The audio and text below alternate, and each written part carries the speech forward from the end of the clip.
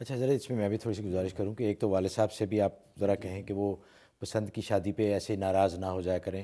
اگر بچے اپنی پسند کی شادی کرتے ہیں تو والدین کو ان کی خواہشات کا بھی احترام کرنا چاہیے، انلیس کہ کوئی بہت ہی ایسی ہو جائے کہ غیر مذہب میں یا ایسا کوئی بہت ہی برا لڑکا ہو یا لڑکی اس سے، تو وہ تو سمجھ میں آتی ہے، لیکن عام طور پہ خواہشات کا والدین کو احترام کرنا چاہیے. تو اب یہ بات تو آپ نے کہہ ہی دی ہے، مجھے کہنے کی ضرورت ہی نہیں.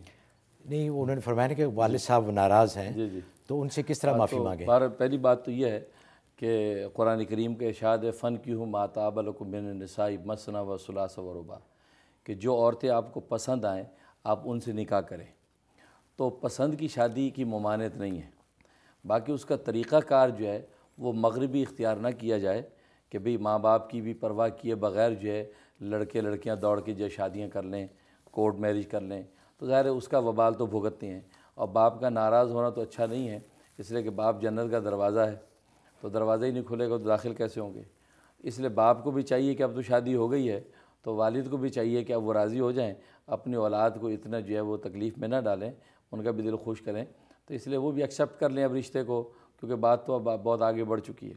باقی آپ اپنی طرف سے پورا زور لگائیں اپنے باپ کو راضی کرنے کے لیے، ان کے جا کے پیر پکڑیں، معافی مانگیں اپنے اس فعل پر.